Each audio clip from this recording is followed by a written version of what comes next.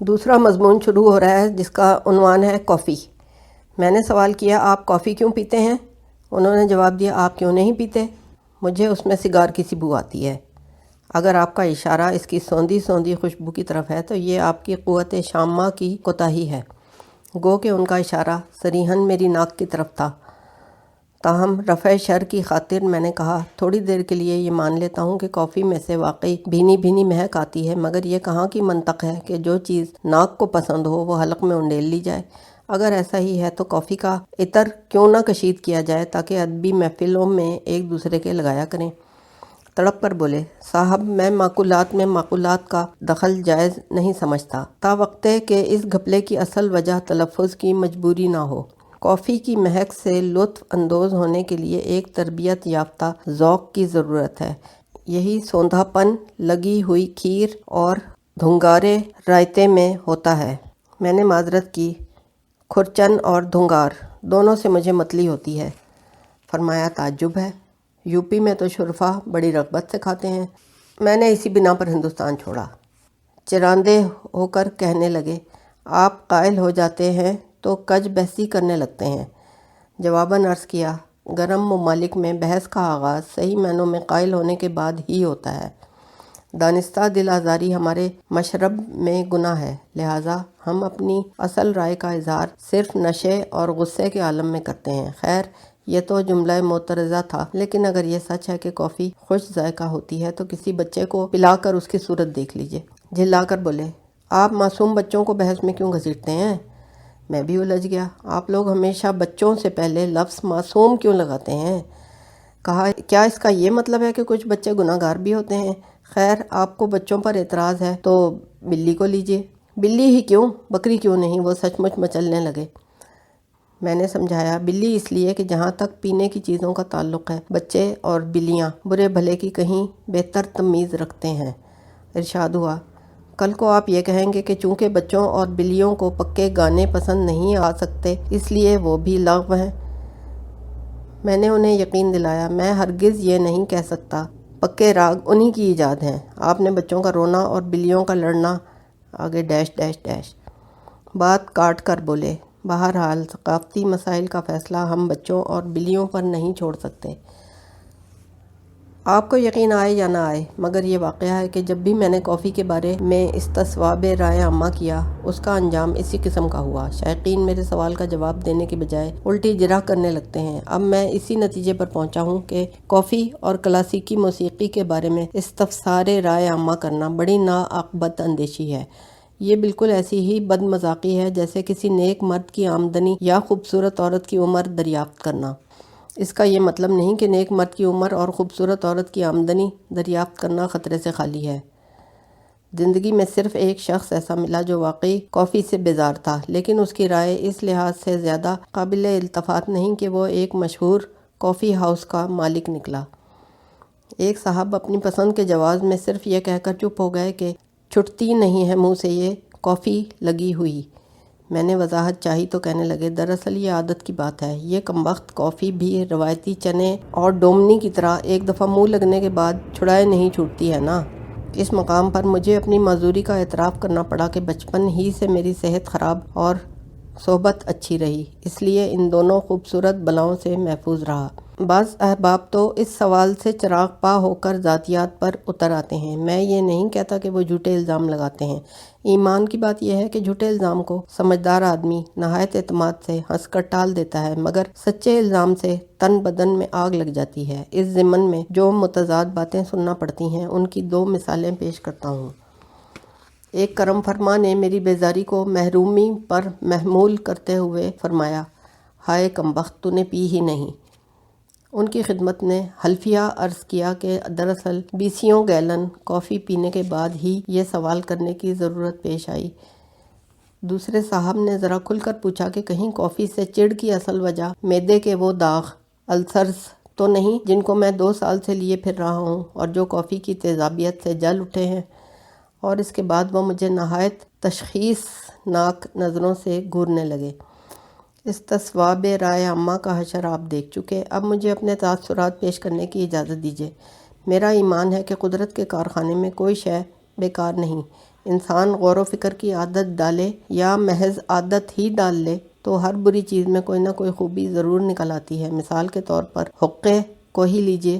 معتبر بزرگوں سے سنا ہے کہ حقہ پینے سے تفکرات پاس نہیں پٹکتے، بلکہ میں تو یہ عرض کروں گا کہ اگر تمباکو خراب ہو تو تفکرات ہی پر کیا موقوف ہے، کوئی بھی پاس نہیں پٹکتا۔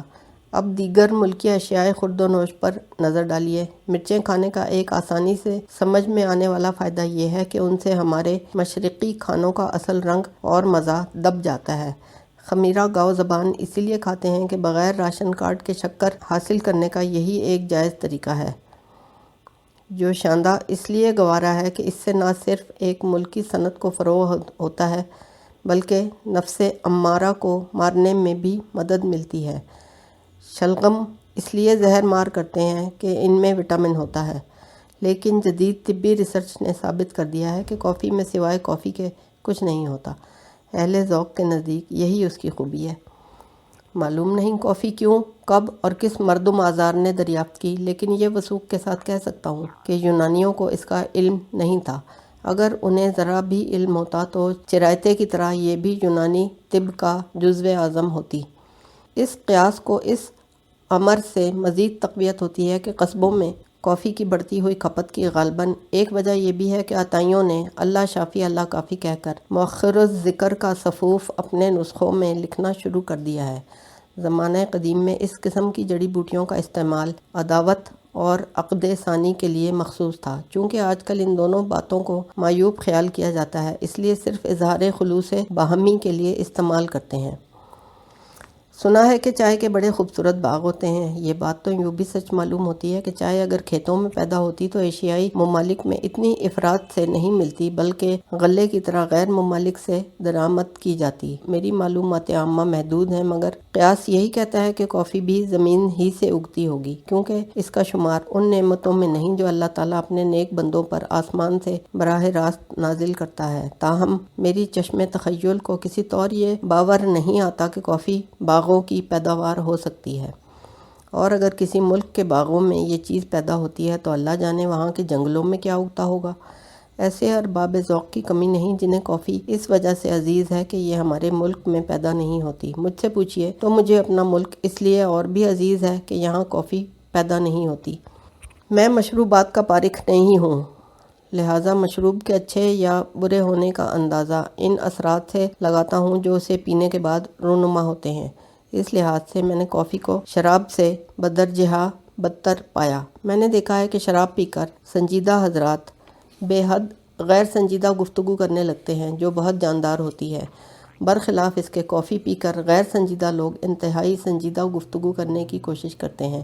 مجھے سنجیدگی سے چڑ نہیں بلکہ عشق ہے، اسی لیے میں سنجیدہ آدمی کی مسخرگی برداشت کر لیتا ہوں، مگر مسخرے کی سنجیدگی کا روادار نہیں۔ شراب کے نشے میں لوگ بلا وجہ جھوٹ نہیں بولتے، کافی پی کر لوگ بلا وجہ سچ نہیں بولتے۔ شراب پی کر آدمی اپنا غم اوروں کو دیتا ہے، مگر کافی پینے والے اوروں کے فرضی غم اپنا لیتے ہیں۔ مدہوش ہونے کے بعد میخوار ایک دوسرے کے گلے میں باہیں ڈال دیتے ہیں، کافی پی کر حلیف بھی حریف بن جاتے ہیں۔ یہاں مجھے کافی سے اپنی بیزاری کا اظہار مقصود ہے، لیکن اگر کسی صاحب کو یہ سطور شراب کا اشتہار معلوم ہو تو اسے زبان و بیان کا عجز تصور فرمائیں۔ کافی کے طرفدار اکثر یہ کہتے ہیں کہ یہ بے نشے کی پیالی ہے۔ بالفرض محال یہ گزارش احوال واقعی یا دعویٰ درست ہے تو مجھے ان سے دلی ہمدردی ہے، مگر اتنے کم داموں میں آخر وہ اور کیا چاہتے ہیں۔ کافی ہاؤس کی شام کا کیا کہنا، فضا میں ہر طرف ذہنی کوہرا چھایا ہوا ہے جس کو سرمایہ دار طبقہ اور طلبہ سرخ سویرا سمجھ کر ڈرتے اور ڈراتے ہیں۔ شور و شغب کا یہ عالم کہ اپنی آواز سنائی نہیں دیتی اور بار بار دوسرے سے پوچھنا پڑتا ہے کہ میں نے کیا کہا۔ ہر میز پر تشنگان علم کافی پی رہے ہیں اور غروب آفتاب سے غرارے تک یا عوام اور عام کے خواص پر بقراتی لہجے میں بحث کر رہے ہیں۔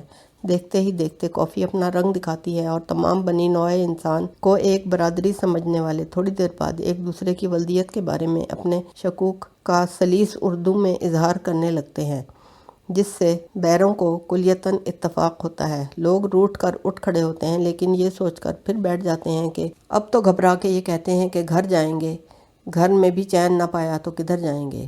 کافی پی پی کر سماج کو کوسنے والے ایک انٹلیکچوئل نے مجھے بتایا کہ کافی سے دل کا کنول کھل جاتا ہے اور آدمی چہکنے لگتا ہے۔ میں بھی اس رائے سے متفق ہوں۔ کوئی معقول آدمی یہ سیال پی کر اپنا منہ بند نہیں رکھ سکتا۔ ان کا یہ دعویٰ بھی غلط نہیں معلوم ہوتا کہ کافی پینے سے بدن میں چستی آتی ہے، جبھی تو لوگ دوڑ دوڑ کر کافی ہاؤس جاتے ہیں اور گھنٹوں وہیں بیٹھے رہتے ہیں۔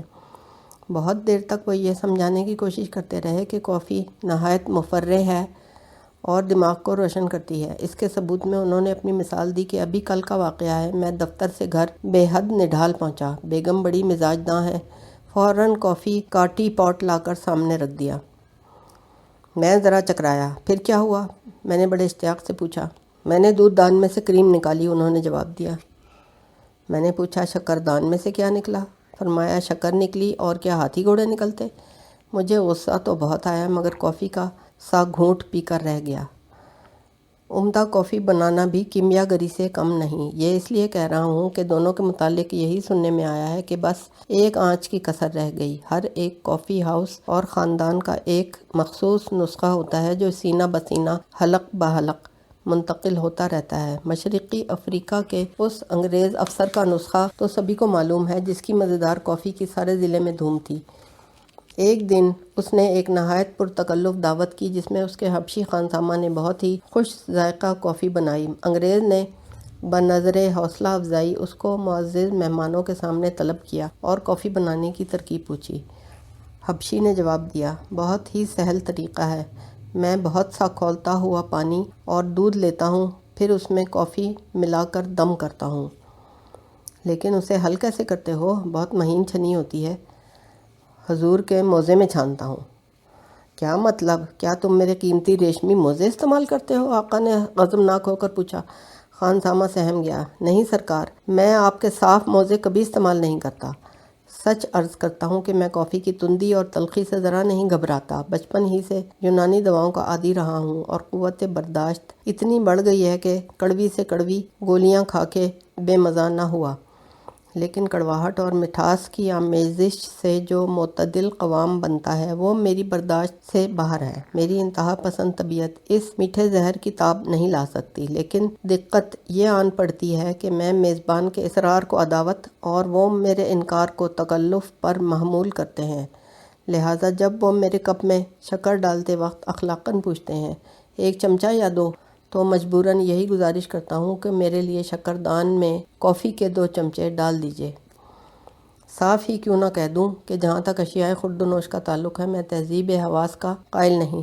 میں یہ فوری فیصلہ ذہن کی بجائے زبان پر چھوڑنا پسند کرتا ہوں۔ پہلی نظر میں جو محبت ہو جاتی ہے اس میں بالعموم نیت کا فطور کار فرما ہوتا ہے، لیکن کھانے پینے کے معاملے میں میرا نظریہ یہ ہے کہ پہلا ہی لقمہ یا گھونٹ فیصلہ کن ہوتا ہے۔ بد ذائقہ کھانے کی عادت کو ذوق میں تبدیل کرنے کے لیے بڑا پتا مارنا پڑتا ہے، مگر میں اس سلسلے میں برسوں تلخی کام و دہن گوارا کرنے کا حامی نہیں، تا وقت کہ اس میں بیوی کا اصرار یا گرہستی مجبوریاں شامل نہ ہوں۔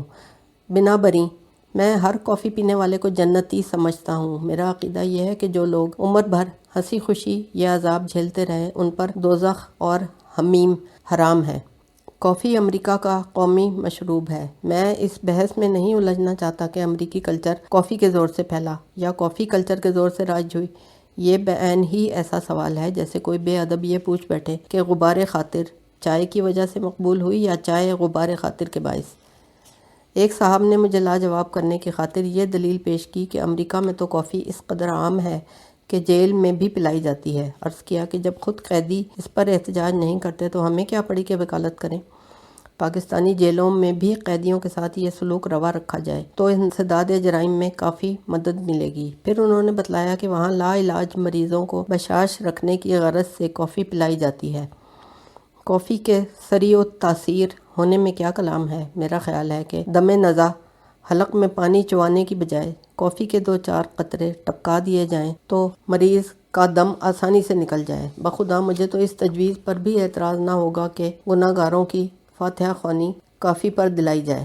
سنا ہے بعض روادار افریقی قبائل کھانے کے معاملے میں جانور اور انسان کے گوشت کو مساوی درجہ دیتے تھے، لیکن جہاں تک پینے کی چیزوں کا تعلق ہے ہم نے ان کے بارے میں کوئی بری بات نہیں سنی، مگر ہم تو چینیوں کی رچی ہوئی حصے شامہ کی داد دیتے ہیں کہ نہ منگول حکمرانوں کا جبر و تشدد انہیں پنیر کھانے پر مجبور کر سکا اور نہ امریکہ انہیں کافی پینے پر آمادہ کر سکا۔ تاریخ شاہد ہے کہ ان کی نفاست نے سخت قحط کے زمانے میں بھی فاقے اور اپنے فلسفے کو پنیر اور کافی پر ترجیح دی۔ ہمارا منشا امریکی یا چینی عادات پر نکتہ چینی نہیں، ہر آزاد قوم کا یہ بنیادی حق ہے کہ وہ اپنے منہ اور معدے کے ساتھ جیسا سلوک کرنا چاہے بے روک ٹوک کرے۔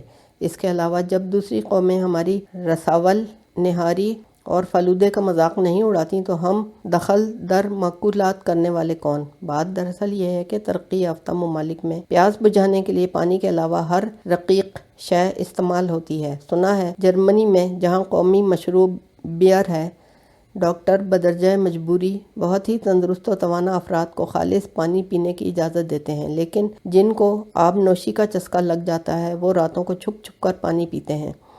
ایک زمانہ تھا کہ پیرس کے کیفوں میں رنگین مزاج فنکار بورژوا طبقے کو چڑھانے کی غرض سے کھلم کھلا پانی پیا کرتے تھے۔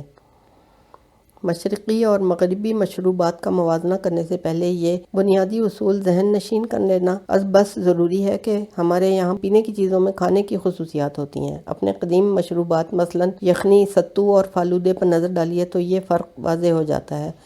ستو اور فالودے کو خالصتاً لغوی معنوں میں نہ آپ کھا سکتے ہیں اور نہ پی سکتے ہیں، بلکہ دنیا میں اگر کوئی ایسی شے ہے جسے آپ با محاورہ اردو میں بیک وقت کھا پی سکتے ہیں تو یہی ستو اور فالودہ ہے، جو ٹھوس غذا اور ٹھنڈے شربت کے درمیان ایک ناقابل بیان سمجھوتا ہے۔ لیکن آج کل ان مشروبات کا استعمال خاص تقریبوں میں ہی کیا جاتا ہے۔ اس کا سبب یہ ہے کہ اب ہم نے عداوت نکالنے کا ایک اور مہذب طریقہ اختیار کیا ہے۔ آپ کے ذہن میں خدا نخواستہ یہ شبہ نہ پیدا ہو گیا ہو کہ راقم السطور کافی کے مقابلے میں چائے کا طرفدار ہے، تو مضمون ختم کرنے سے پہلے اس غلط فہمی کا ازالہ کرنا ضروری سمجھتا ہوں۔ میں کافی سے اس لیے بیزار نہیں ہوں کہ مجھے چائے عزیز ہے، بلکہ حقیقت یہ ہے کہ کافی کا جلا چائے پھونک پھونک کر پیتا ہے۔ ایک ہم ہیں کہ ہوئے ایسے پشیماں کہ بس، ایک وہ ہیں کہ جنہیں چائے کے ارماں ہوں گے۔